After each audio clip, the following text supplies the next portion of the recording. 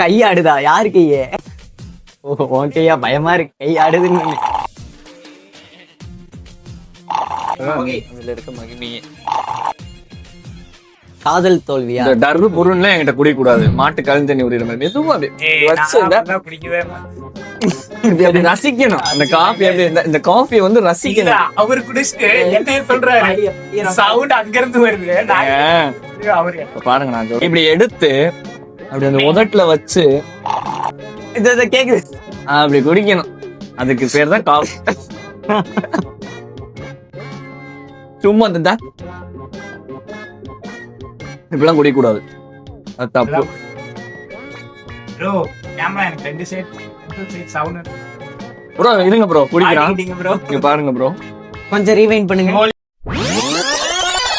இப்படி எடுத்து அப்படி அந்த உதட்டுல வச்சு நான் தான் அப்படி குடிச்சிருக்கேன். சாரி.